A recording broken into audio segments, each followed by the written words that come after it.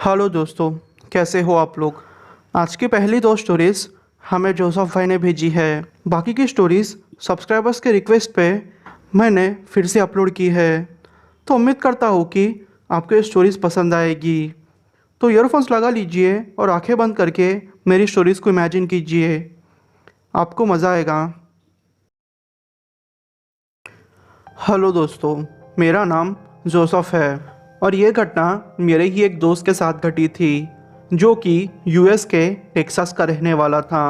मैं आपको बता नहीं सकता कि वो कौन सी जगह थी क्योंकि कुछ कारण है। तो हुआ यूँ कि मेरे दोस्त को जंगलों में टूर करना बहुत पसंद था। वो अपनी एटीवी बग्गी लेके जंगलों में कई बार जाया करता था। तो हुआ यूँ कि उस रात वो अपनी एटीवी बग्गी लेके वहाँ के ही एक जंगल के अंदर चला गया। वो अब जंगल के अंदर आ चुका था। उसने वहाँ देखा कि एक औरत वहाँ पे खड़ी हुई है। उसने सोचा कि इस टाइम पे ऐसी जगह पे ये औरत क्या कर रही होगी। उसने सोचा कि क्यों ना उस औरत के पास जाऊँ तो पता चले। वो जैसे ही उस औरत के पास गया उसने देखा कि वो औरत बिल्कुल भी नॉर्मल नहीं थी। वो जैसे औरत ही नहीं थी। उसकी साइज़ धीरे धीरे अब बढ़ते ही जा रही थी। मेरा दोस्त वो देख के बहुत डर गया था। अपनी एटीवी बग्गी की स्पीड बढ़ाई और फिर जैसे तैसे करके जंगल के बाहर निकला। जंगल के बाहर निकला तो उसे वहाँ एक फॉरेस्ट ऑफिसर दिखा। उसने फॉरेस्ट ऑफिसर से ये सारी बातें शेयर की। तो फॉरेस्ट ऑफिसर ने कहा कि अक्सर इस जंगल के अंदर से ऐसी आवाज़ें आती है जिसके बारे में बोलना मुश्किल है और कई बार तो हम लोगों को कंप्लेंट भी मिली है कि यहाँ कुछ है, पर हम लोगों की हिम्मत नहीं होती कि हम लोग अंदर जाए और पता करें कि आखिरकार वहाँ पे क्या है। मगर एक बात तो है, कुछ तो हुआ होगा जिससे लोगों को वो औरत अक्सर नज़र आया करती है।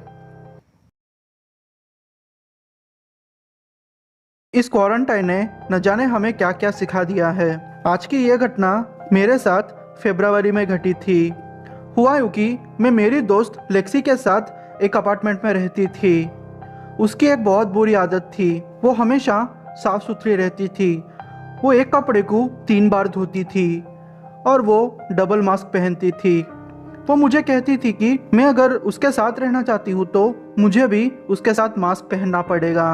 वो बहुत ध्यान रखती थी। ऐसे ही थोड़े दिन गुजरे। उसके साथ रहना अब मुश्किल होते जा रहा था क्योंकि जब भी मैं बाहर से घर आती तो वो हमेशा मुझे कहती कि मुझे 3 बार कपड़े धोने पड़ेंगे, 2 बार साबुन लगा के और तीसरी बार ऐसे ही नॉर्मल तरीके से। मैं उससे अब तंग आ चुकी थी।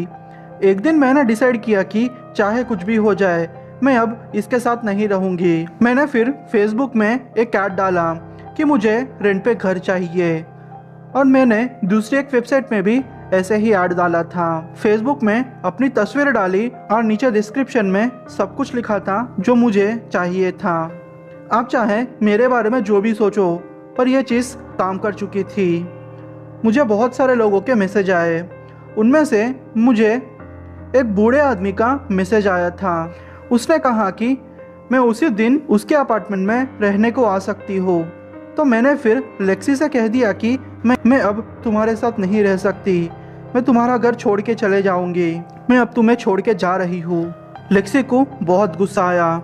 उसने फिर कह दिया कि तुम 1 घंटे के अंदर यहाँ से चली जाना, और उसने मेरा सामान बाहर फेंक दिया और न जाने मुझे क्या क्या गालियाँ देने लगी। उस बूढ़े आदमी के कहे अनुसार एड्रेस पर पहुँच गई। वो 6th फ्लोर में था।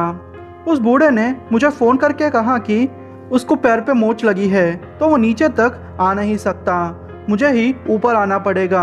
मैं बेवकूफ़ों की तरह बिना सोचे समझे ऊपर चले गई। जब मैं ऊपर गई तो उसके घर के सामने डोरमैट के नीचे चाबी रखी थी। उसने मुझे पहले ही कहा था कि चाबी डोरमैट के नीचे होगी, तुम वो लेके दरवाज़ा खोल के अंदर आ जाना। मैं फिर दरवाज़ा खोल के अंदर चले गई। जब मैंने अंदर देखा तो मुझे सब कुछ नॉर्मल लगा।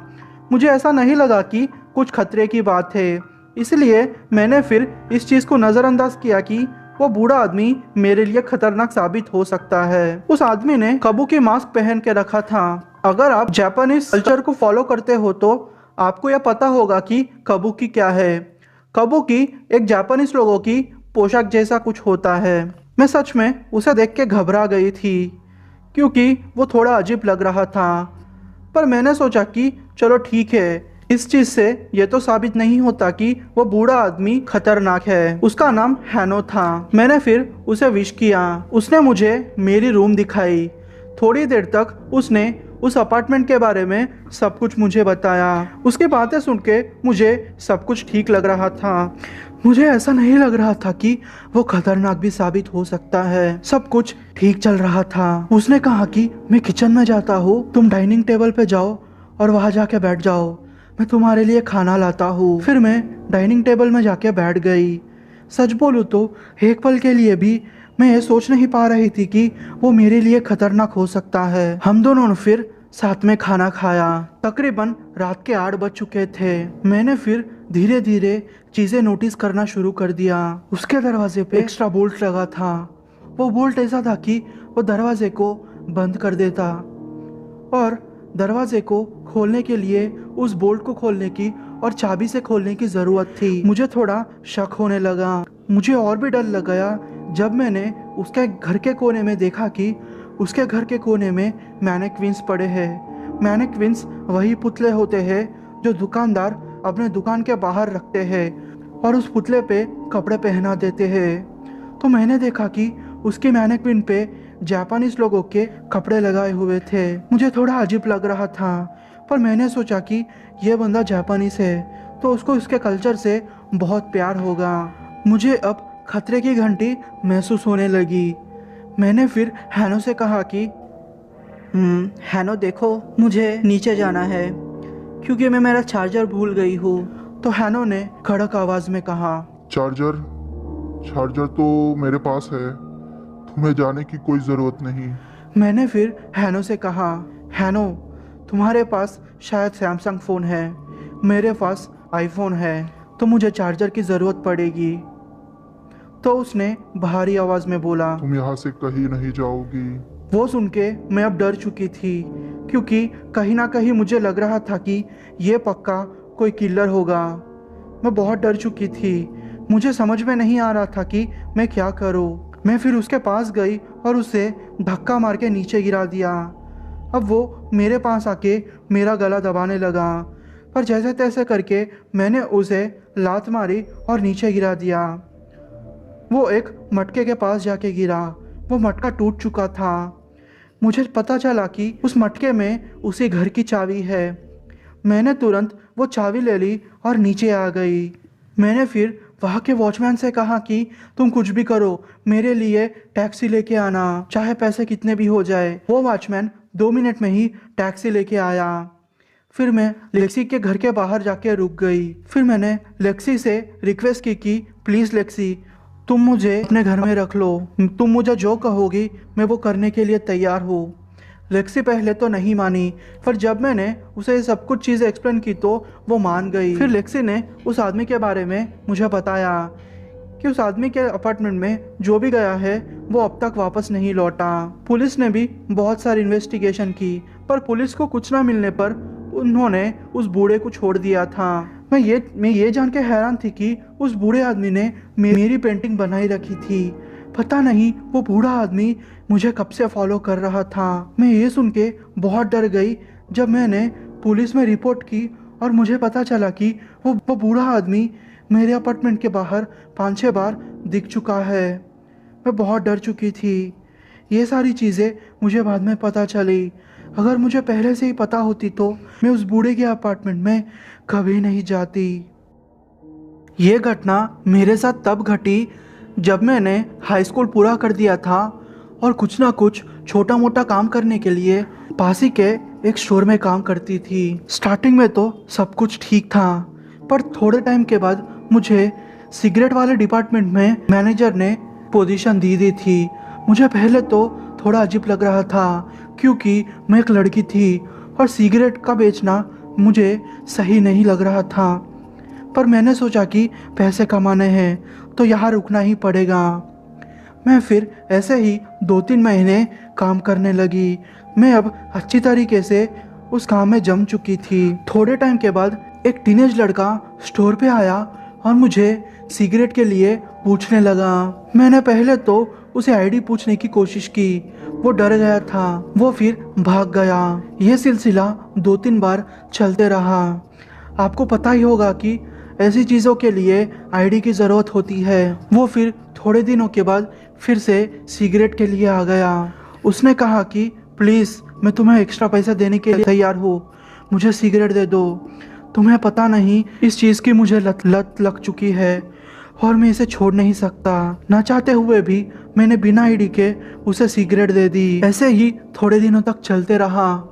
वो मेरे पास आता, मुझसे बातें करता और सिगरेट लेता और वहाँ से चल जाता। मुझे पहले तो सब कुछ नॉर्मल लग रहा था। मुझे इसे फील नहीं हो रहा था कि इससे मुझे खतरा भी हो सकता है। पर चीज़ें धीरे धीरे बदतर होना शुरू कर दी। मुझे एक दिन उसी लड़के का रिक्वेस्ट आता है। मुझे लगा कि इसकी रिक्वेस्ट एक्सेप्ट करूँगी तो मुझे कुछ नहीं होगा। मैंने उसकी रिक्वेस्ट एक्सेप्ट कर ली थी। हम ऐसे ही चैट करते रहते। वो दुकान पे आता, वो मुझसे नॉर्मली बात करता और चला जाता। मुझे ऐसे भी कुछ खतरा नहीं लग रहा था, तो मैं भी उसे नॉर्मली बात कर रही थी। पर एक दिन हद हो गई। वो मेरे पास सिगरेट लेने आया। मैंने फिर उसे मना कर दिया। मैंने कहा कि अगर मैं पुलिस को बुलाऊंगी तो तुम्हें जुवेनाइल में तुम्हें जाना पड़ेगा, क्योंकि मैं डर चुकी थी। क्योंकि अगर मैंने मैनेजर को इस चीज़ के बारे में पता चलता तो वो मुझे नौकरी से निकाल देता। चीज़ें अब बदतर होने लगी थी, क्योंकि उसने मुझे धमकी भरे मैसेजेस भेजना शुरू कर दिया था। पहले तो मैंने सोचा कि यह बच्चा है तो क्या ही कर लेगा। फिर उसने मेरा पीछा पार्किंग लॉट तक करना शुरू कर दिया। वो पार्किंग लॉट तक आता और वहीं से रिटर्न हो जाता। मैंने मैनेजर से इसके खिलाफ कंप्लेंट की। मैनेजर ने फिर पुलिस को बुलाया। हम लोगों ने सीसीटीवी फुटेज चेक की, पर वो शायद कुछ ज़्यादा ही स्मार्ट था। उसे पता था कि सीसीटीवी कहाँ लगी हुई है और उसकी एंगल्स कैसी है। उसने अपना फेस कवर कर लिया था। वो एक भी सीसीटीवी में अपना फेस नहीं दिखाया था। ऐसे ही 2-3 बार कंटिन्यू होता रहा। मैं डर चुकी थी। मुझे समझ में नहीं आ रहा था कि ये चीज़ें कब रुकेगी, क्योंकि मेरा बाहर निकलना भी मुश्किल हो गया था। क्योंकि वो कभी कभी मेरे घर आ जाता और मुझे डराता। मुझे समझ में नहीं आ रहा था कि मैं क्या करूँ। एक दिन तो कुछ ज़्यादा ही हद हो गई। वो पार्किंग लॉट में मेरे गाड़ी के पीछे आया और मैं जैसे ही अपनी कार स्टार्ट करती उससे पहले उसने मेरा हाथ पकड़ लिया और मेरे साथ ज़बरदस्ती करने लगा। उसने मुझे मारने की भी कोशिश की, पर गनीमत ये थी कि उसी वक्त मेरे साथ काम करने वाली दूसरी लड़की आई और मुझे बचाया। इस बार तो प्रूफ भी था। पुलिस वालों ने उसे अरेस्ट कर लिया था और जुवेनाइल में भेज दिया था। तब जाके मेरी जान छूटी। ये घटना मेरे साथ तब घटी जब मैं हाई स्कूल में पढ़ती थी। एक लड़का था जो कि मुझे देखा करता था। मेरा बॉयफ्रेंड था, मैं उसे डेट भी करती थी। तो इस लड़के का कोई भी चांस नहीं था। उस लड़के को भी मेरे बॉयफ्रेंड के बारे में पता था। मेरे बॉयफ्रेंड का नाम ग्रेग था, तो उसे सब कुछ पता था। पर फिर भी वो मेरा पीछा करता था। वो मुझे ही देखा करता था। जब मेरे आसपास दूसरे लोग होते तो वो मुझे नहीं देखता था और मेरा पीछा भी नहीं करता था। पर जब भी मैं अकेली होती तो मेरे पास आने का ट्राई करता। मुझे सब कुछ नॉर्मल ही लगा, क्योंकि मुझे लगा कि शायद वो लड़का मुझसे बात करने की कोशिश कर रहा है। मैंने नज़रअंदाज किया। फिर एक रात की बात है, उस लड़के का मुझे रिक्वेस्ट आया। मैंने सोचा उसकी रिक्वेस्ट एक्सेप्ट करने में कोई प्रॉब्लम नहीं। मैंने फिर उसकी रिक्वेस्ट एक्सेप्ट कर ली। उसने कहा कि वो लड़कियों से बात करना चाहता है, क्योंकि उसकी कोई भी दोस्त नहीं है। और ये बात भी सच थी। वो लड़का बहुत अच्छा पढ़ता था क्लास में और लोगों को भी उसके ऊपर कुछ ज़्यादा ही अच्छा इम्प्रेशन था। पर उससे कोई भी बात नहीं करता था, क्योंकि वो लड़का अजीब था। फिर हुआ यूँ कि मैंने उसके साथ अच्छे से चैट की। फिर मैंने कहा कि अब मुझे सोना चाहिए। मैंने फिर उसे गुड बाय कह के लॉग आउट करके सोने लगी। मेरी एक बुरी आदत है, मैं हमेशा अपना फ़ोन ऑफ करके सोती थी। उस रात भी ऐसे ही हुआ। जब दूसरे दिन मैं उठी तो मैं शॉक्ड हो गई, क्योंकि उसी लड़के के मुझे 300 मैसेजेस आए हुए थे। मैं वह देख के शॉक्ड हो चुकी थी। मैसेजेस 300 से ऊपर थे, पर रफली मैं कह सकती हूँ कि उसके मैसेजेस 300 थे। मैंने उसके मैसेजेस पढ़ने की कोशिश की। पहले तो वो मुझे उसके बारे में कहने लगा कि वो कैसा पढ़ता है, उससे कोई क्यों बात नहीं करता।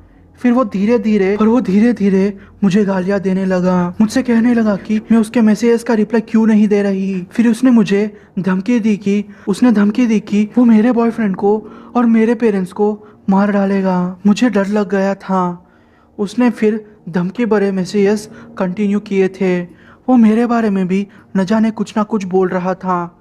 मैंने फिर मेरा फेसबुक अकाउंट डिलीट कर दिया और दूसरे दिन से उस लड़के को इग्नोर करने लगी। वो लड़का मेरे अड़ोस पड़ोस में ही रहता था, फिर भी मैंने उस पर ज़्यादा ध्यान नहीं दिया। वो लड़का मेरे करीब आने की कोशिश करता। मैंने ग्रेग को भी इसके बारे में बोला था। उसने कहा कि तुम चिंता मत करो, मैं तुम्हारे आसपास ही रहूँगा। जब भी तुम अपनी कार तक पहुँचोगी मैं तुम्हारे साथ ही रहूँगा, तुम चिंता मत करना। पर सिर्फ यह ग्रेग की बातें थी।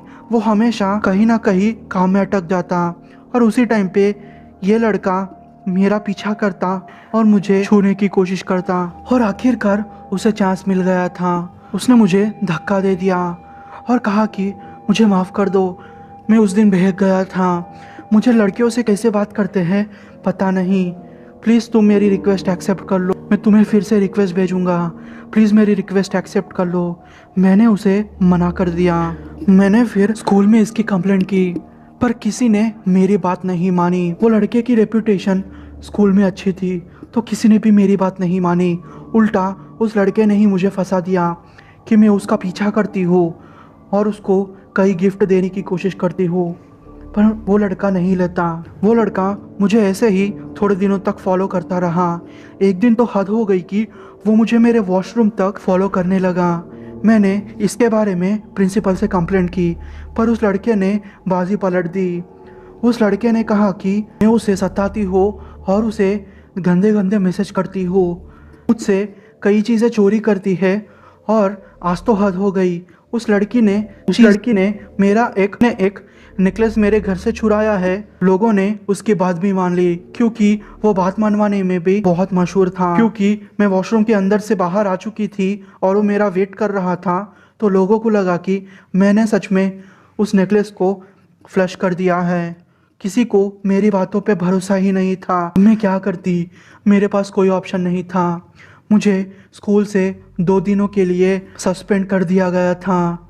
मैं अब पक चुकी थी। मैंने सोचा कि मैं अब कुछ भी करके इसका सॉल्यूशन ढूंढूंगी, पर मैं ट्राई करती और फेल होती। ग्रेग को भी सब कुछ पता था, वो भी कुछ भी नहीं कर पा रहा था। स्कूल में उसने ऐसी बातें फैला दी कि मैं उसके साथ सोती हूँ और उसके साथ ही मेरा रिलेशन है। हम लोगों को भी भरोसा हो चुका था और बुरी बात तो यह थी कि ग्रेग को भी इसके बारे में पता चल गया था और वो भी कहीं ना कहीं मुझ पे शक करने लगा था, क्योंकि वो लड़का फ़ोटोशॉप करके ग्रेग को भी वो सारी तस्वीरें भेजता था। मेरी ज़िंदगी तो जैसे बदतर हो चुकी थी। मुझे समझ में नहीं आ रहा था कि मैं अब क्या करूं। मैं टूट चुकी थी। मैंने फिर डिसाइड किया कि ये टाउन ही छोड़ दूंगी।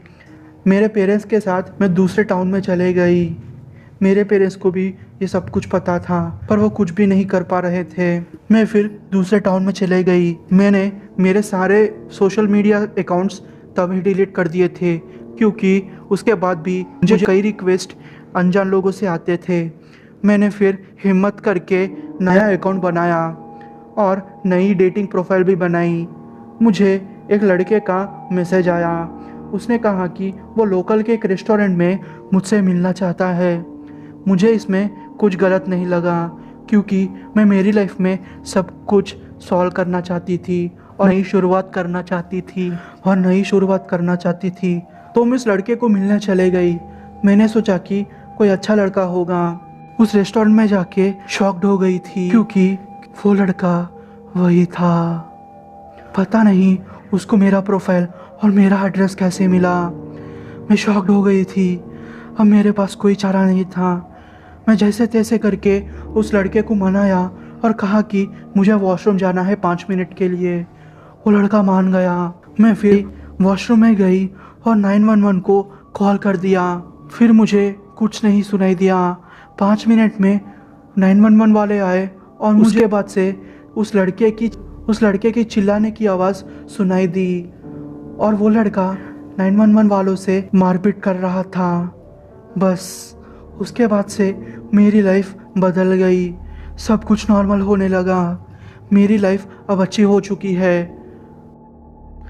हेलो गाइस, मेरा नाम मेघन है और मैं कनाडा की रहने वाली हूँ।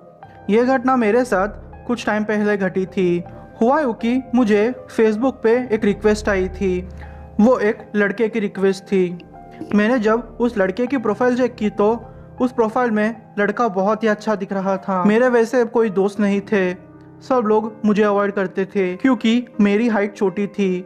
इसकी वजह से मेरे कोई ज़्यादा दोस्त भी नहीं थे। जब मुझे इस लड़के की रिक्वेस्ट आई तो मैं बहुत ही खुश हो चुकी थी। मुझे लगा कि ये लड़का शायद मुझे पसंद करता होगा। मैंने रिक्वेस्ट एक्सेप्ट कर ली। धीरे धीरे हम लोग चैट करने लगे। हम दोनों के बीच में रिलेशनशिप अच्छी हो गई थी। हम दोनों एक दूसरे के बारे में कुछ ज़्यादा ही जान चुके थे। हमने फिर एक दिन डिसाइड किया कि क्यों ना हम लोग स्काइप की आईडी एक्सचेंज कर ले, जिससे कि हम दोनों एक दूसरे से वीडियो कॉल पे बात कर सकते हैं। पहले तो उस लड़के ने मना कर दिया। मुझे लगा कि शायद ये लड़का कंफर्टेबल नहीं होगा, पर मेरे फोर्स करने के बाद उस लड़के ने आखिरकार मान लिया। हम दोनों ने जब पहली बार स्काइप पे बात की थी तो उस लड़के ने मुझसे अच्छे से बात नहीं की थी और उस लड़के ने अपना फेस भी नहीं दिखाया था।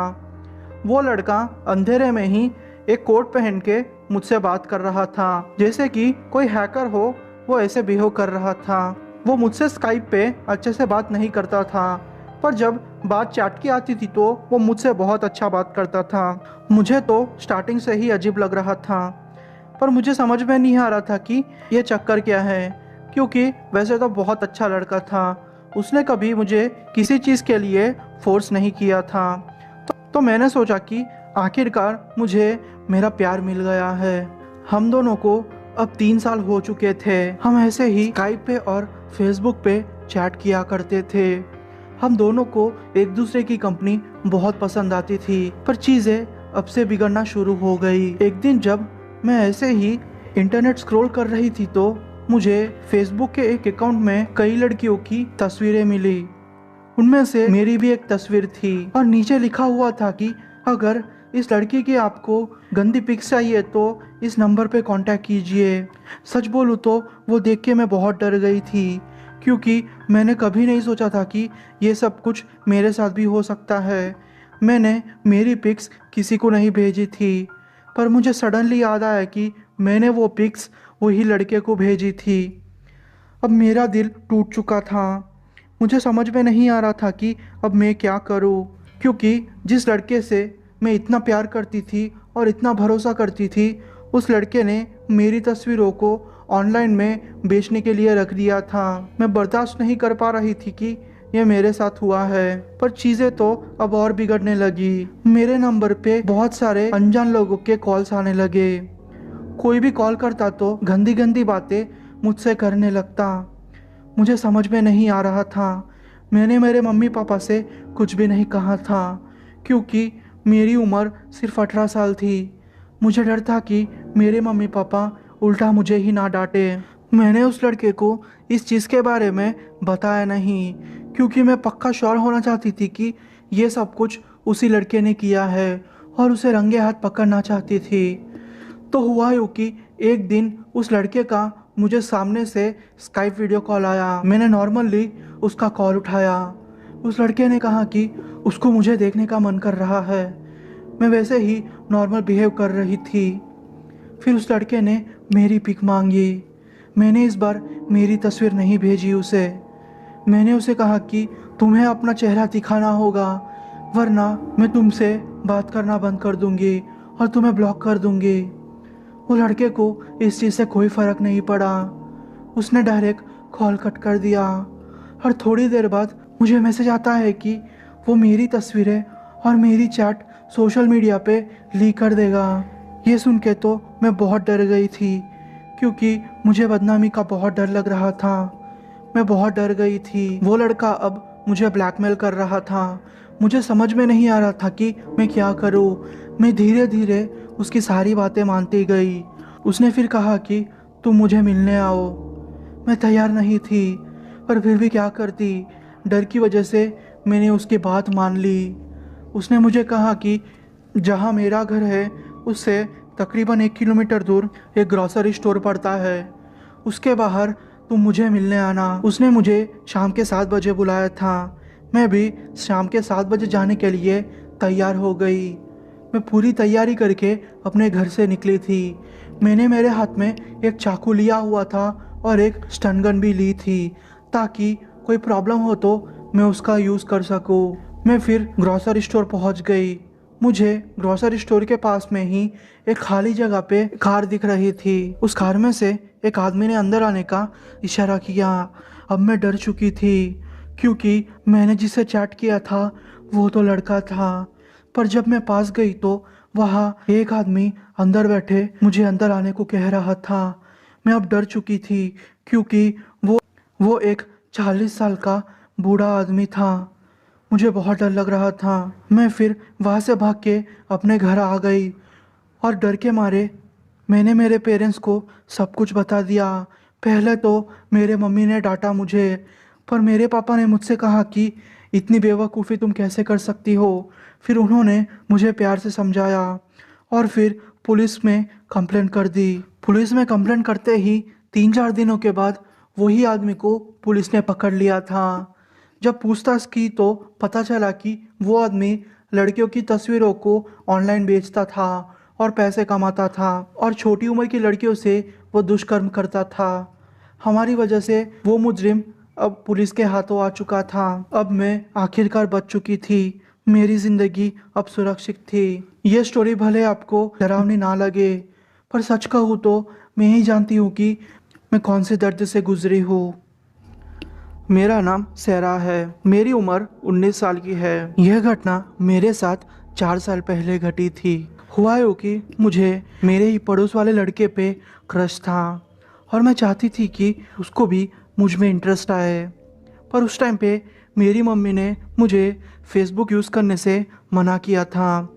वो हमेशा कहती थी कि इन सब चीज़ों में कुछ नहीं रखा। और पता नहीं, मुझे बहुत उत्सुकता थी, क्योंकि मेरी उम्र की लड़कियां न जाने स्नैपचैट, इंस्टाग्राम, फेसबुक वगैरह वगैरह यूज़ करती थी। तो मुझे भी कहीं ना कहीं उत्सुकता हुई कि ये चीज़ होती कैसी है। थोड़ी ही टाइम पे उस लड़के के माँ बाप का दूसरे शहर में ट्रांसफ़र हो गया। मुझे बहुत दुख हो रहा था कि मैं उसे ठीक से अलविदा भी नहीं कह पाई और उससे बात भी नहीं कह पाई। ऐसे ही थोड़ा टाइम बीत गया। तकरीबन 6 महीने के बाद मैंने मेरी मम्मी को बिना बोले फ़ोन में फेसबुक अकाउंट क्रिएट किया। और मेरी किस्मत इतनी अच्छी थी कि क्रिएट करने के थोड़े दिनों में ही मुझे उसी लड़के से फ्रेंड रिक्वेस्ट आई। मेरी तो खुशी का ठिकाना ही नहीं था। मुझे बहुत अच्छा महसूस हो रहा था। मैंने सोचा कि शायद इस लड़के को भी मुझ में इंटरेस्ट है।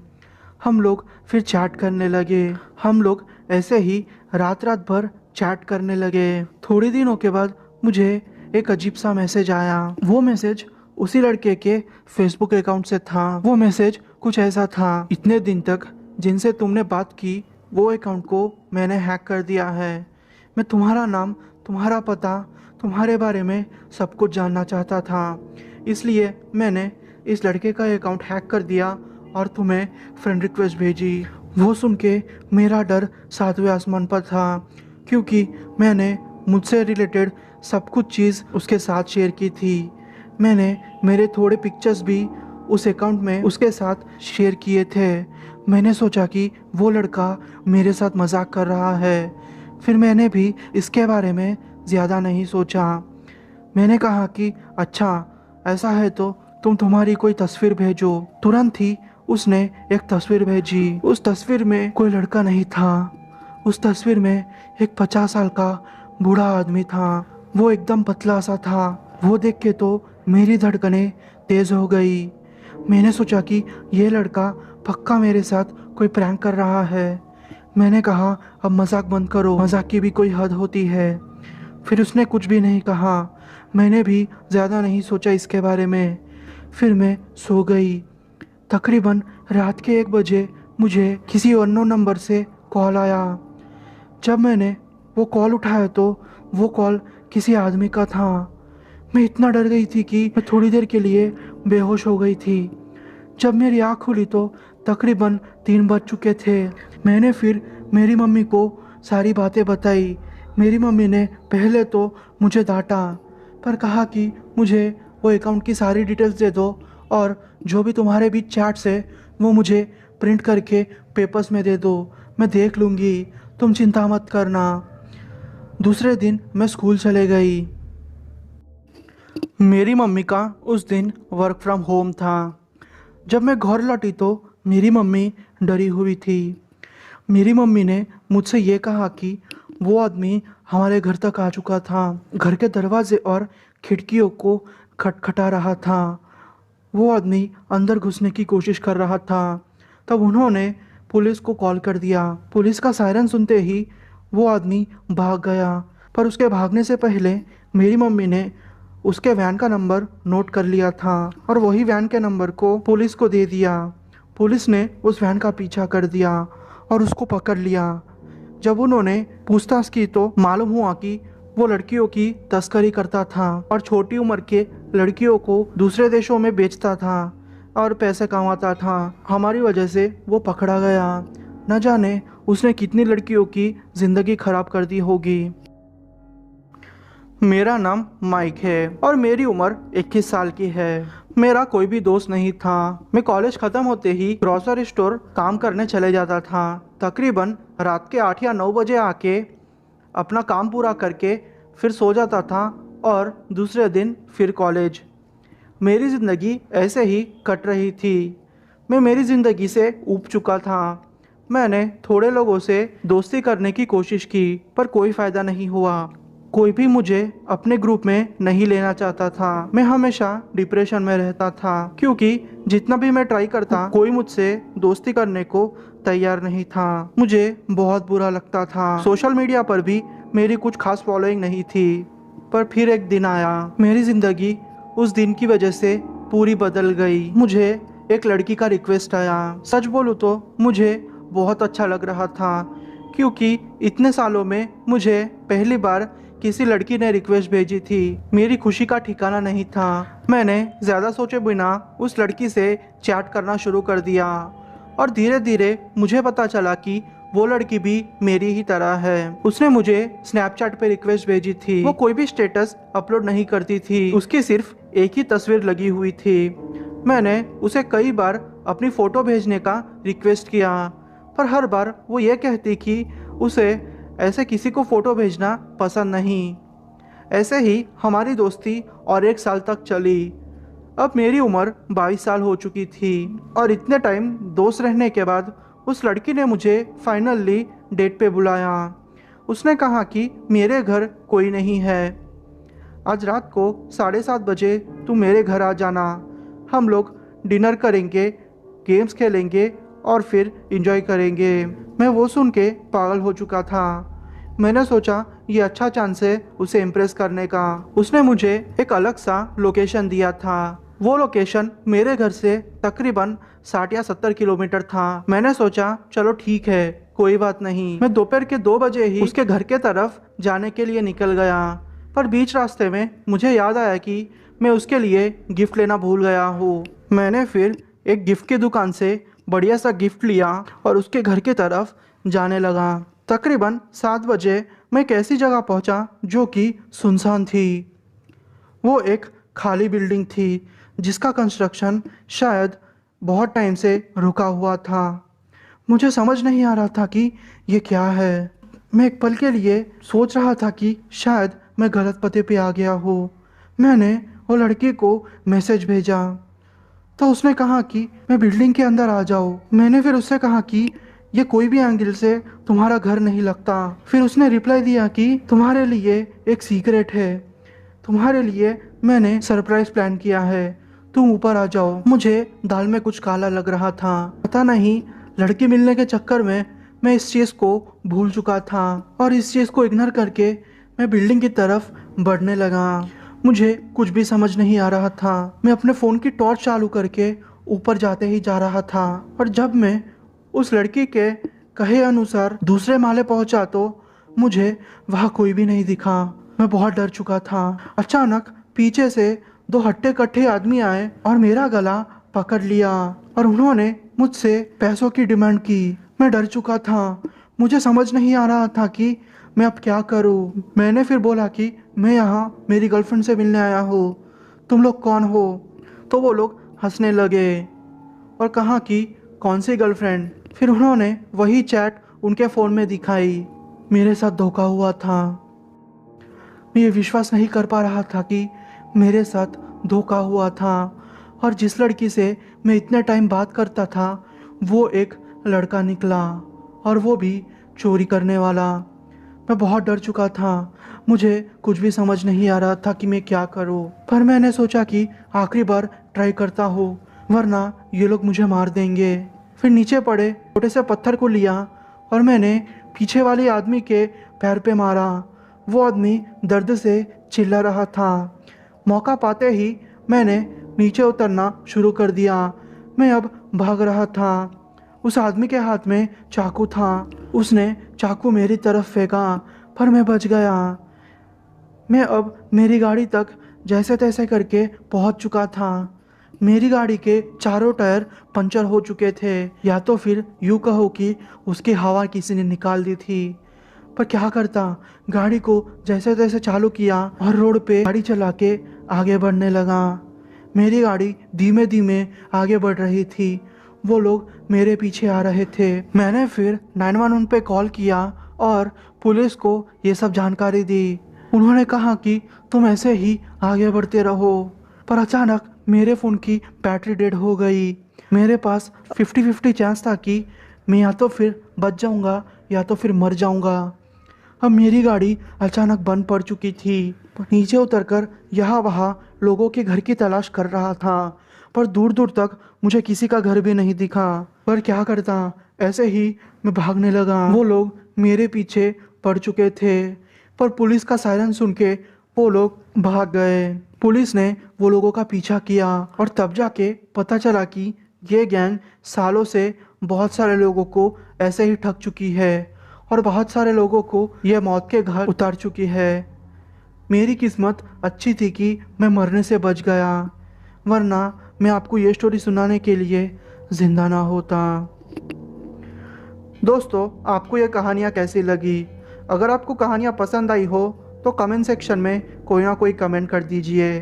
और हाँ दोस्तों, अगर आपको ऐसी स्टोरी सुनना पसंद हो तो आप मुझे कमेंट बॉक्स में यस करके लिख दीजिए। थैंक यू दोस्तों।